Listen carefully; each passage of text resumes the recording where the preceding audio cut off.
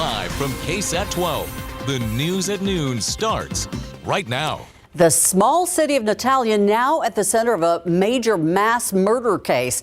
That's where the suspected killer's run from the law ended. As Katrina Weber tells us, that suspect who was wanted in Illinois reportedly killed himself here in Texas as law enforcement officers closed in on him. In the middle of this Natalia gas station, a man on the run from Illinois reached the end of the line. Law enforcement officers from several agencies had chased him to Chubby's Travel Center near I-35. They say 23-year-old Romeo Nance was suspected of killing 8 people and wounding 1 other earlier this week in and around Joliet, Illinois. Somehow he made his way to Natalia, where he reportedly fired his gun at least once more, killing himself. Not many stuff happens here, but it's very quiet. It's very shocking that this happened. Emily Del Toro was one of several people who stopped off for gas and coffee this morning as business got back to usual. The Natalia native had come to town to visit family. She wonders what business the suspected killer had here. Everyone here pretty much knows everybody here, so I really don't understand why he would come this way. You might think in a city this size that news would travel fast, but that doesn't seem to be the case when it comes to this news. Most of the people who I spoke to here say all of this got right by them. It likely will ignite some talk in the days to come. So far, authorities here aren't saying much, leaving a lot of questions unanswered. Among them is where Nance may have been headed and what happened along his path between Illinois and Texas. At this time, there's no word of anyone in this state being harmed. Katrina Weber, KSAT 12 News. Near this noon, a home destroyed after fire broke out this morning on the east side. Woman and her 5 pets were inside. They were able to make it out safely because a smoke detector woke her up. Fire crews say this fire broke out just before 7 in the morning near I-10 and South New Braunfels Avenue.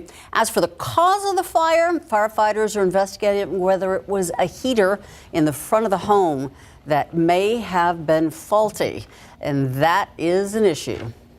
Yeah, and that's a time for us to just remind you about those space heaters. Those are one of the things that really can cause problems when you're trying to heat your home on cold days. You have to be very careful with those space heaters. There's other things you got to watch out for, too. Yeah, don't try to heat your home with a stove that's on or a gas, opening your gas oven, for instance. Right. You can turn it all off after you baked something and open it up and let the heat warm up your house, but don't try to warm your house with it running. Some people even try to use candles to help heat a room, and that's not a good idea. And if you do use a space heater, you need to make sure that you don't have it near like curtains or blankets or touching furniture, because that can ignite as well. In the meantime, hopefully we won't be needing so much heat over the next few days, at least when the weekend gets here. No, you're right. In fact, today we're in the mid-60s, so it looks, if you look outside, you'd think, man, that's a cold winter day. It's not. In fact, the temperatures are right now in the mid-60s. So it's not horrible out there. Let me show you the radar right now, and I'll show you where the showers are moving. We continue to have a steady dose of light shower activity moving through our area. It's all been really light, no flooding concerns or anything like that, but we'll continue to see some of these off and on showers throughout the rest of today. Not to mention the fog. The fog has not gone away. It's still there in many cases. So let me take you a look back off to the south and west, and you can see we still got showers coming in. I'll switch radar sites here very quickly, and we'll take a look at, it doesn't want to pull up for me. But there are more showers developing. That's my point here, and that means rain chances will stay with us. And we'll get another piece of energy coming through tonight, so that means even more weather heads our way. Visibility down to about half a mile at Randolph, near 1/10 of a mile at the airport, and 1.25 at Port SA. So there is still quite a bit of fog out there. And as we look at the live cam here, you can see it, although this looks better than it did earlier. It looks like it's trying to lift just a little bit. Here's our forecast today. 30% chance of rain at 2 o'clock, 30% chance through about dinner time, and then we'll start to bring the rain chances up overnight, 40%, and then we'll probably go even higher as we head towards tomorrow morning's commute. Another wet one. The sun comes out, though, once we get into Thursday. Another look at that 7-day forecast is coming up in just a few minutes, guys. Look forward to that. Thank you, Justin. Jury selection beginning today for the trial of a man charged with murder. It happened back in 2021 at a southeast side apartment complex. Police say Roger McCracken shot and killed Ronnie Riddle after an argument. McCracken told police that Riddle tried to pull a knife on him, and that's when he shot him. If found guilty, he faces 5 to 99 years or life in prison. Why didn't you save us when we called 911? We survived, now we fight. Survivors from Classroom 112 holding up signs calling out Uvalde County Commissioner Mariano Pargas. The former acting police chief on the day of the Robb Elementary shooting was a no-show at last night's Commissioner's Court meeting, but survivors and family members of the Uvalde massacre did show up and they demanded accountability. Pargas is now a Uvalde County Commissioner. Last week, a Department of Justice report pointed a finger at him, noting his lack of action while the children and the teachers were trapped in classrooms with an active shooter. The families want Pargas to step down. He doesn't care about the community, he just cares for himself. I mean, he's a disappointment, and he should step down. County Judge Bill Mitchell says unless Pargas steps down himself, there's not too much Commissioner's Court can do. Any elected official has to be removed by action of the district court. The San Antonio Police Officers Association once again calling out the Bexar County District Attorney's Office and DA Joe Gonzalez, this time for the way former officers are treated in court. SAPOA is asking for equal treatment for former police officers who are on trial. The police union referring to recent mistrials in cases involving former SAPD officers. The Office of SAPOA President Danny Diaz releasing a statement calling out the DA, saying in part, quote, from withholding crucial evidence to expert witnesses' testimony, these unlawful practices reflect a clear bias against San Antonio police officers who have been awaiting a fair trial for over a year, end quote. The Office of Joe Gonzalez responded to our request for a comment, saying, quote, our ultimate goal is to seek justice. It is critical that our office give opposing counsel all information they are entitled to. When, for whatever reason, that does not happen, we will disclose the error, end quote. Millions of bond dollars spent on San Antonio ISD schools that are being shut down.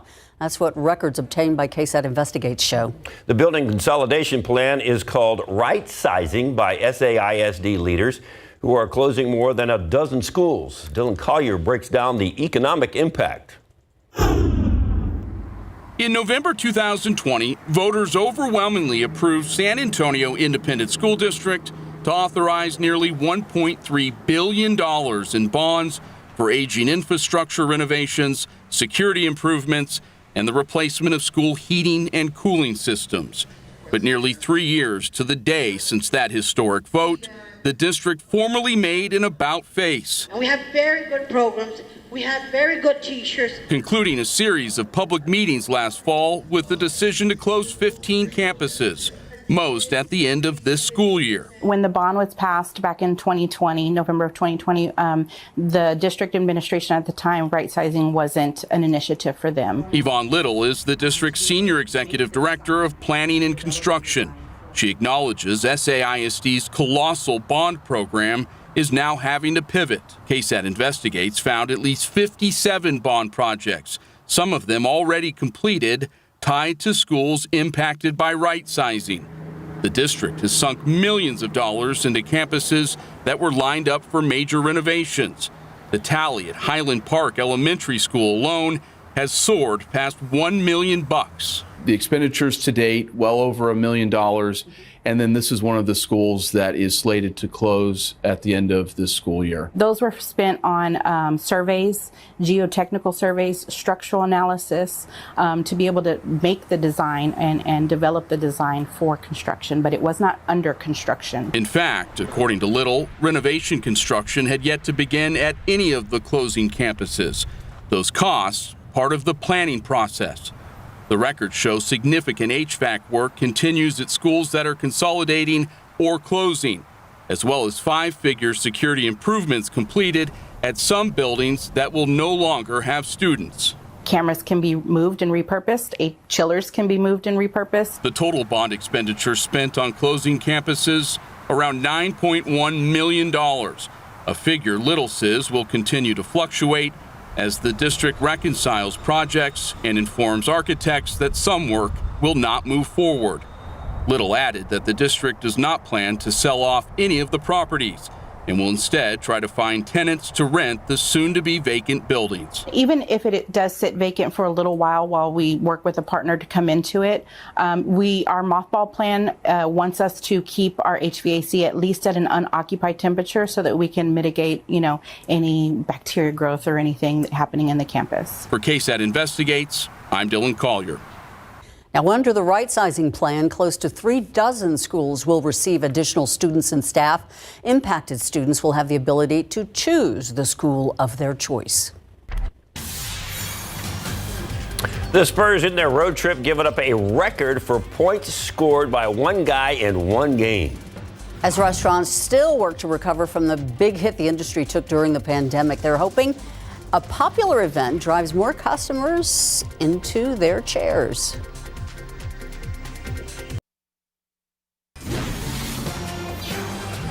Whether it was COVID, inflation, or just the extreme weather, local restaurants have not had it easy lately. They have not. The restaurant business in itself operates on slim margins, but when you throw in all those other challenges, the business model becomes more difficult. We saw local restaurants close down or change course at the end of last year. And with families pulling back on spending, the demands for higher wages, local spots have had to figure out how to stay alive and thrive. In the balance, yeah, you never want to charge too much. I mean, you definitely don't want to charge more than you have to. And, so we just kind of keep the balance in there as our prices go up. We have to look at that. But, as they come down, we also bring them back down. So we've done that over the past year with the inflation and that kind of thing as well.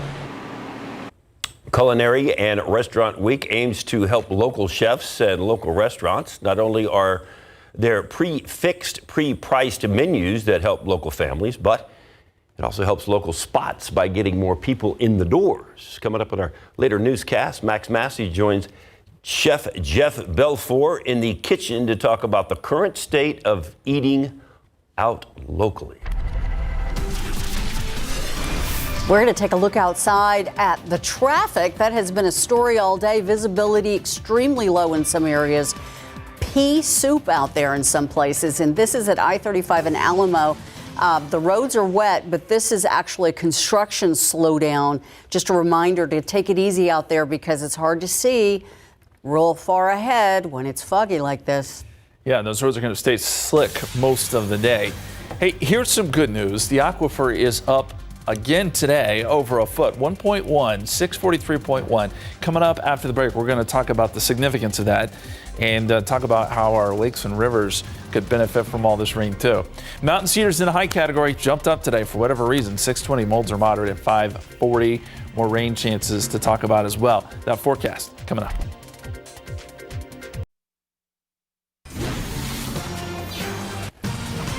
All right, good question for the day. Very good question. We've already been discussing it, Yeah. in fact. Even better question when we have what we have here. Take a look. Look at these pies. We are, of course, celebrating National Pie. Yes, our friends at Tootie Pie brought an apple crumb, a chocolate pie. This is a buttermilk pie, and this is a chocolate pecan. I know those aren't the choices here, but these are the exotic flavors. But apple, one pie, you can have that rest of your life. Apple, cherry, chocolate, pecan. You make the decision right there. You could live on pecan pie. You don't need. It's got protein in it. Oh, it's the four food groups. It's delicious. It hits them all. But what about apple, though? No. I mean, pecan. Out of those choices, it's pecan by a long shot. Okay. Or pecan. No, never say that. No. Never pecan. What about cherry and chocolate? No, not. Like I said, with those choices, it's pecan. Okay. So, We're in agreement if you'd have here. put lemon meringue up there, we Our might key lime. Key lime. Oh, here we go. Now they're like you. Here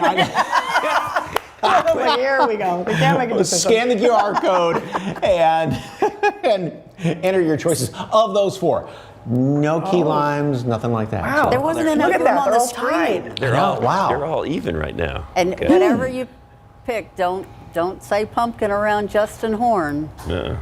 Ooh. Yeah. And he's laughing in the background there. So, okay, Apple's in the lead right now. Uh-oh. Okay. Ooh. Oh, Your ever-changing. pecan is not. Scan it and weigh in, All folks. American apple Talk to you in a pie. minute. Justin, Yes. of the four choices, Easy choice. I am going to make What? you a pumpkin Cherry. pie. And cherry. Cherry. Cherry's the way Really? to go. Okay. Absolutely unequivocally. That's what makes the world go round. Everybody has a different taste. It's true. I'm going to make you a pumpkin pie, and you're going to like it. I'm not sure about that. I'm not sure, but you are a good chef, so maybe. Let's look at the Aquifer. It's good. This is all good news. It's up 1.1 feet today, as we showed you earlier, 643.1. But here's I think the big takeaway. It's up 4.7 feet since Sunday. This is the highest level we've seen with the Aquifer since June of 2023. And if you remember, we had a big amount of rain in May of last year, and so that pushed the Aquifer up, and then ever since then, it's just been almost a steady drop. So this is a great sign that we're turning things around at least a little bit. We're also going to keep an eye on some of the creeks and rivers. I know the Guadalupe was flowing quite a bit better after yesterday's rains, and some of those creeks as well. So this is all good news. If the lakes are going to rise, it's going to take a little bit more and probably a little longer, but we'll watch for that as well. Authority radar shows we've got a steady stream of very light showers, but showers nonetheless working their way up into San Antonio. We noticed there is more development out in Mexico, so that tells me there's still some ripples of energy out there that are going to work their way through. I don't anticipate anything very heavy today. It's mostly going to be on the light side, but we'll keep the roads wet, as you saw earlier, and it will keep things just overall kind of damp. I'm going to switch the radar sites here real quick. We're going to go to the New Braunfels radar so we can get a little better look at what's going on here in San Antonio. But yeah, it's light stuff. It's nothing that's going to really fill up your rain gauge, but it is enough to add at least a little bit to those numbers that were already so good yesterday. As we go outside for you, we've got cloudy, foggy, damp conditions, 64 at the airport. Visibility is still down to about 1/10 of a mile. New Braunfels 64, Seguin 67. So these numbers are warming up despite the fact it's cloudy. We've just got sort of a warmer, more moist air mass that has settled in now. And the visibility is still down in a lot of spots here around Bexar County. It has improved in places like Kerrville and Bernie Stage, but it's really right around San Antonio and New Braunfels where we're still seeing some of this fog. I suspect that it will start to get better here within the next few hours. Here's the setup. The system that brought us all the rain, well, it's moving away. We've got pockets of really heavy rain across parts of northeast Texas. There's another little piece of energy that's working into west Texas, and then another piece of energy behind that. So we've just got this parade of storm systems that's giving us the lift we need to get showers and storms going. So let's look at one of our computer models, and I will tell you, the models have kind of struggled. They'll struggle with these kind of patterns. But what we do know is that as we head into the afternoon, there could be more of these light showers, and it looks like it may pick up a little bit overnight into tomorrow morning. This is 7 a.m. So the morning commute on Wednesday, messy again, and then we'll see more showers and maybe some thunderstorms developing by midday tomorrow. Now, by 5 o'clock tomorrow, a lot of this is starting to push east, and we'll get a chance to clear out. And in fact, by Thursday, sun makes a reappearance, and Thursday looks to be sort of a quiet day. Rain chances today, we'll keep it at 30%, kind of just drippy out there right now with these light showers working through. 65 at 7 o'clock. We'll start to bump the rain chances up a little bit more as we head into tonight and overnight. And how much additional rain could we see? I don't think a lot, honestly. We're talking about a half an inch here at best. But there will be some higher numbers east of San Antonio, 1 to 2 inches. And then as you get out towards Houston, those numbers pick up even more. But look, any additional rainfall is a bonus at this point. We'll keep it going tomorrow. 70% chance of rain, 59. And then sun reappears Thursday, 70. Small chance of rain Friday, back to 70. And then a cold front comes through. Cools us down a little bit, but this isn't one of those big fronts. We'll see gusty winds on Saturday, but a high of 65 and 64 on Sunday. All in all, a pretty good looking weekend, guys. Yeah, and I'd like to see that Aquifer going up. That's nice. Spurs rookie Victor Wembanyama said it was inspiring. Trouble is, that inspiration came from a record-setting night for the other guy, Joel Embiid. And the Texans' 2 leaders had a great rookie experience, already excited about next season. Joel Embiid hosting the rookie Victor Wembanyama, the San Antonio Spurs. Embiid with a little pep in his step, trying to put on a show for the rookie since it was the first meeting between these two this season. Taking to the first quarter, Spurs come out fast. Wemby, I just pull him at that 3. No problem. 12-5 Spurs early. Later on, Devin Vassell feeds to Wemby. Alley-oop, slam dunk like that. More Wemby, fakes the shot, dribbles, and slams. San Antonio by as many as 9 in the first half. The trail 62-58 at halftime behind Embiid's 34 first half points. Third quarter, Embiid delivers the knockout punch like he was Rocky or something. Embiid for a reverse layup off the glass. Spurs trailed by 16, and with less than 10 seconds to go in the third, knocks down a 3. That's 3 of his 25 third-quarter points. Embiid finished with a franchise record 70, topping Wilt Chamberlain by 2. He went 24 of 41 from the floor, 21 of 23 from the free throw line. How does the guy get 23 free throws? He pulled down 18 rebounds. The Sixers win at 133-123. Wemby had 33 points, 7 rebounds. Talked about the learning experience going up against Embiid. Yeah, of course. And also about the greats, when one of the great players, but also about ourselves. All right, Spurs back home Wednesday night to host the OKC Thunder. That's at 8:30 tomorrow night. So it's a late one at the Frostbank Center.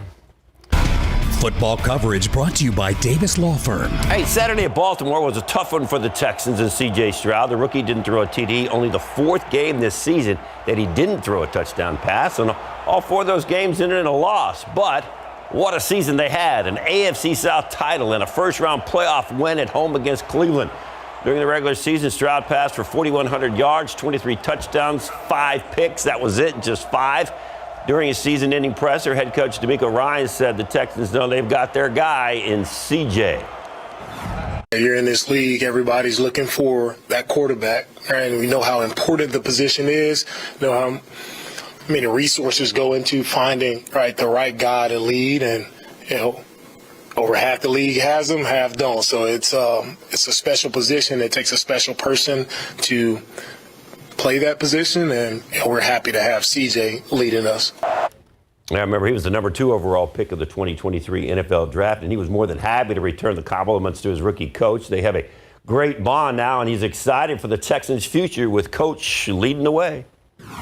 I told me just like a little while ago, man, I really appreciate him for the trust, because that's one thing, like in football, that's probably the main thing that you need is trust. You know what I'm saying? And I appreciate him for trusting me, and he knows that I trust him tremendously.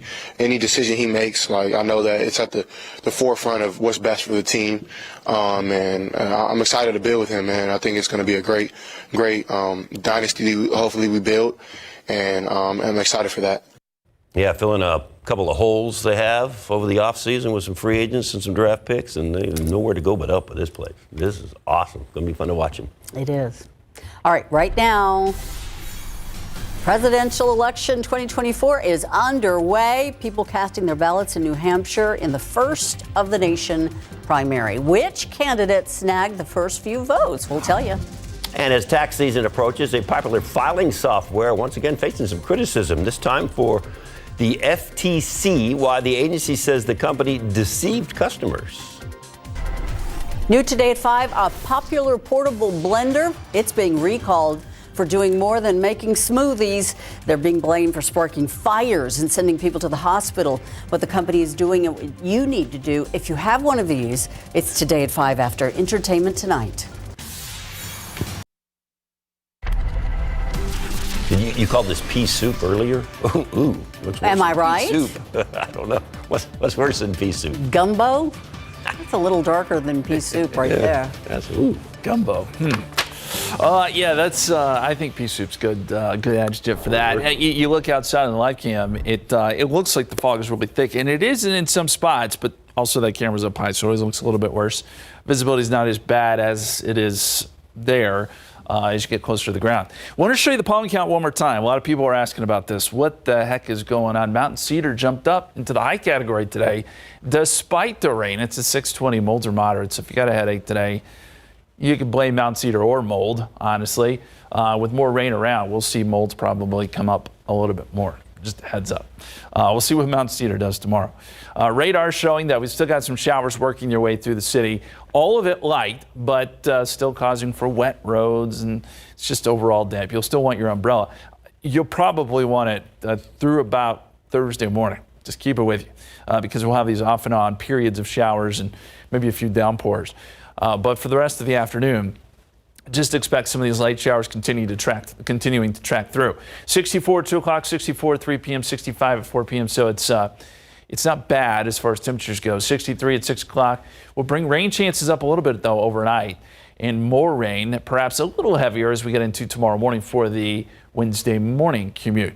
More on that, the weekend forecast, too, coming up here in just a few minutes. Thank you, Justin. The price tag for a new border security plan, it's going up in Washington.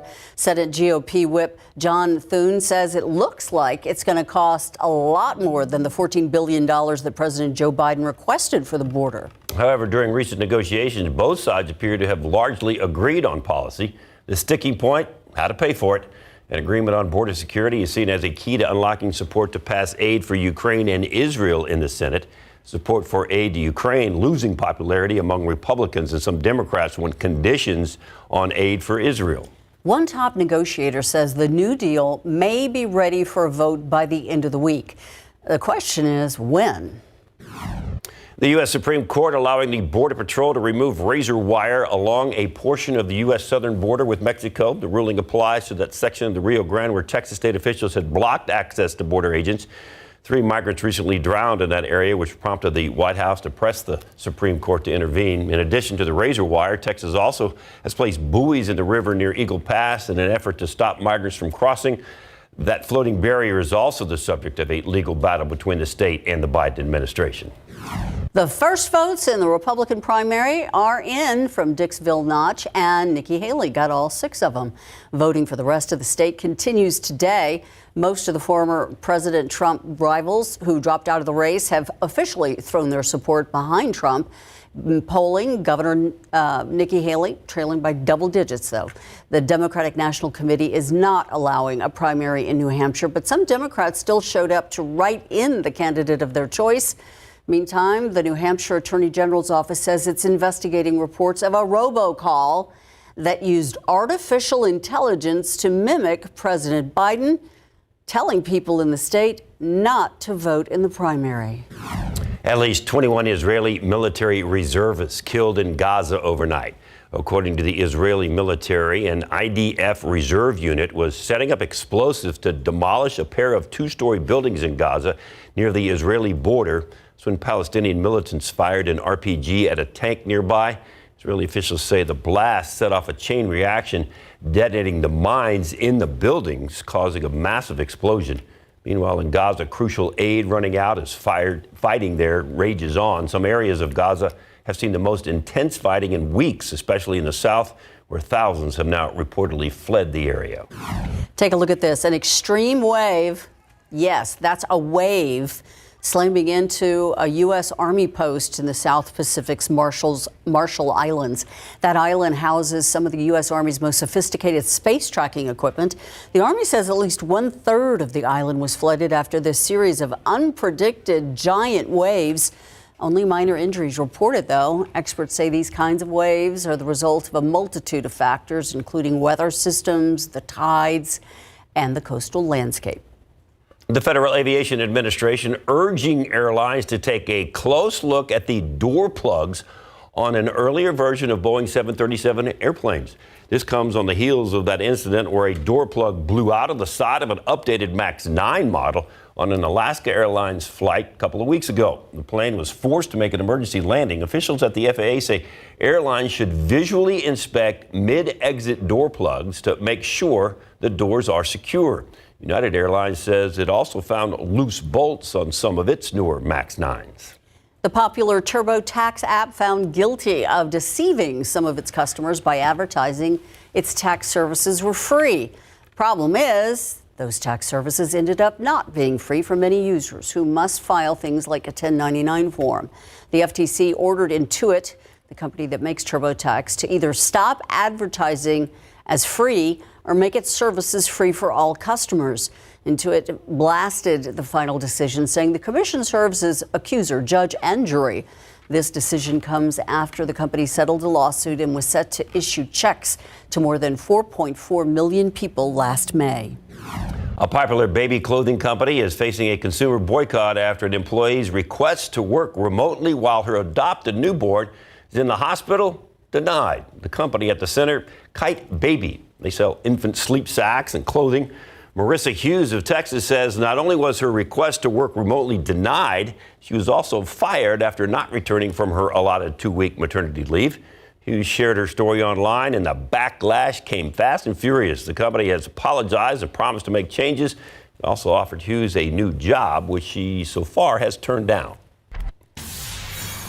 A lot of people sounding the horn about savings. Why the latest social media trend has people putting a spotlight on their financial woes in order to stay on track.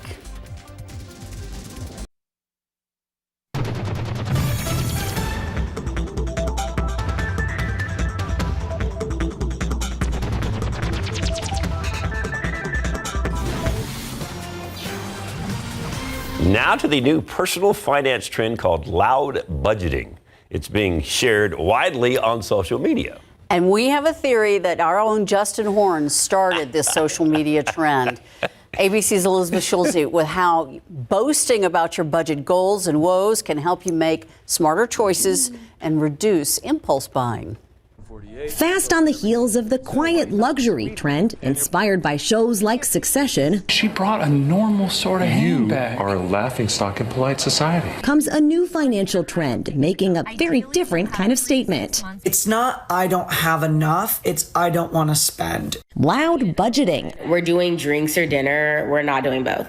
People taking to social media to broadcast their spending goals and limits. Oh, sorry, I can't. I don't want to spend $100 going out to dinner with you when I could put $100 in my high yield savings account. It holds you accountable, but also it allows the people that care about you to also hold you accountable.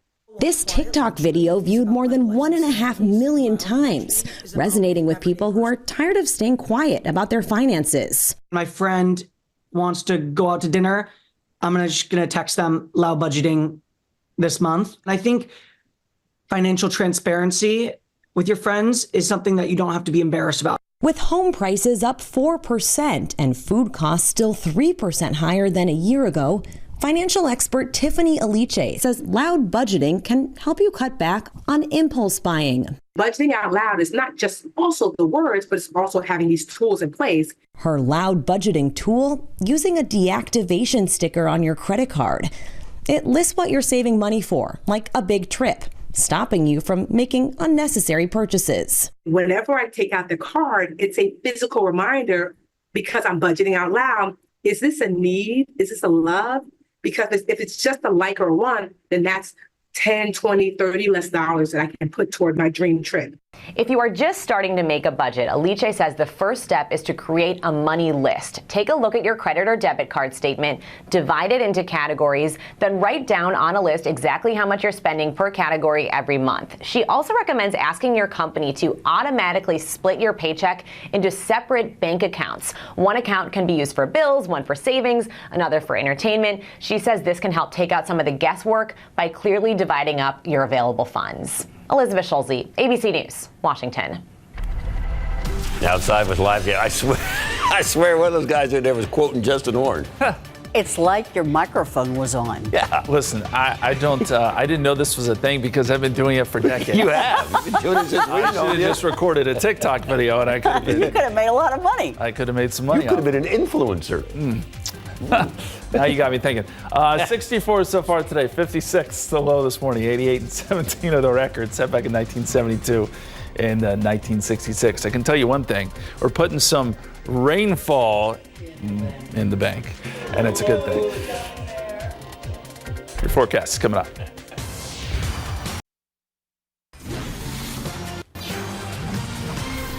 Well, we've been looking outside, but we don't see much. No. Just fog and rain, and I guess more of that tomorrow? Yeah, I do think we'll see a continued rain chance going right on into tomorrow morning and then maybe even tomorrow afternoon before all this kind of goes away. I want to show you another picture. We've got so many in of folks' rain gauges, and it's so good for us to know to know what you're seeing where you are. So this is in New Braunfels, and I know New Braunfels is a place that's been begging for rain. Look at that, over 4 inches. This is on Highway 46 near New Braunfels. And by the way, we had a lot of people asking, well, where do I put my rain gauge to make sure it's most accurate? We answered that question on KSAT.com. Mia Montgomery wrote a great article. I reposted it. If you want to check it out, it's on our Whatever the Weather blog, or you can just go to KSAT.com. It's there. But we got some tips for you on where you can hang that rain gauge to make sure you're getting the most accurate measurement. And what we know so far this year, we've been doing really well. 4.75. Now the year is young, right? But to get started off with numbers like this in January, that's a huge start for us. 3.32 above average. We're at 4.75, and we're adding to that by the minute because we've got more rain chances, not only today, but again tomorrow. Now, most of what we see today is going to be light, probably won't add a lot to those totals. But I think overnight into Wednesday, we could see some more pockets of heavy rain, and that certainly could add to our already good month. Thursday and Friday, very, very small chances. I think Friday afternoon, Friday evening, there's a small chance for shower. And then after that, the rain chances fall off, at least for a few days. You go outside right now, a little dreary looking, yes, but still some showers coming down. Fog also still being reported in several spots. Although it's improving. At the airport, we're up to 1.25 miles now, so that is an improvement from what we saw just last half hour. 65 in New Braunfels, 67 Seguin, 61 Bernie, light winds. And it'll be cloudy, sort of drippy and rainy most of today. You'll want to keep the umbrella with you. There's the authority radar, shows some showers on the northwest side. This is all pretty light stuff. Starting to see some showers work their way into the Hondo area. And then as we zoom out, you'll see that there are more showers along Highway 90. And this sort of conveyor belt of moisture, as I switch radars over to the Brackettville radar, we can see well into Mexico here. And yeah, there's more headed our way. So we know there's more energy out there that'll be feeding through into the afternoon and again even into tonight. We still have a low sitting off to our west. We've had several kind of impulses moving through. A little stronger low out here over parts of Arizona. And there's a tropical connection here, so we're feeding upper level moisture in from the Pacific. We've got moisture coming in from the Gulf of Mexico. These are the kind of ingredients you need to get the rain going. But the water vapor imagery shows us where that moisture is. And where you see these purple colors, that's that upper level moisture that's feeding in. And then you got the lift from the low that's shifting in from the west. And that's why we are keeping rain chances high going into tonight. And it's a messy pattern in the sense that we've got rain stretching from California into New Mexico, Texas, and then all the way up into parts of the Great Lakes where there's a band of snow now developing where the air gets cold enough across parts of New York and Wisconsin. Our forecast calls for the additional showers and light showers to continue to move through even into the evening hours, and then overnight passing showers, maybe a few heavier downpours here and there. That'll be the case tomorrow. This is noontime. And then I think by late tomorrow afternoon, the energy finally moves out, and we get a chance to sort of clear out and quiet down on Thursday before another very small rain chance moves in on Friday. If you're planning out your day, temperatures hold pretty much in the mid-60s, 30 to 40% chance of rain rest of the afternoon, and then we'll bump up rain chances tonight and into tomorrow morning. Expect a wet commute on your Wednesday. 59 tomorrow, a little cooler too, as some cooler air nudges in. Small chance of rain Thursday, very small chance Friday, and then windy and cooler as we head into the weekend. The weekend looks good, by the way. 65 Saturday, 64 on Sunday. We'll be right back. National Pie Day, National Pie Month. What was it? I don't know. Let's make it a month. Yeah, Oh, no Makes sense to no me. judgment. But before you get your dessert, you have to have your dinner and clean your plate, right? That's right. And Shaylee McNeil from Beef Lovin' Texans is here with an easy and affordable recipe. What are we making? Oh my goodness, talk about an easy protein-rich meal. 5 ingredients. We've got mangoes, diced onions, and beef and ginger, and it's just gonna be so easy. 5 ingredients. We're gonna set it and forget it. No browning, no nothing like that, right? Less than $20, right? Less than $20. Wow. So easy, so delicious. All right. And Jen is celebrating National Soup Month. Yes, we are going to tell you where we're at. They serve delicious drinks. They're known for this one right here, but also amazing comfort food. They have some healthier options, something for the cold weather. Right, Franco? That's right, Jen. For the cold weather, we have a Mexican beef stew. We have amazing drinks to go with that. Please feel free to come and be part of our family. And don't forget to keep making memories, right, Jen? Yeah, making memories with delicious food. Cheers. Cheers to that, Franco. Cheers to that. Of course, we had those temperatures down in the teens last week. Not that cold, but still, it's winter, and you want to, you paid to heat your house. You want to save that heat in there. So we've got some really simple tips to kind of save that money and not, waste heat and waste electricity. Absolutely. And guess what, you guys back there at the station, we have a surprise for you. Think you'll like it. Yeah, we like surprises. That and a whole lot more coming up on SA Live.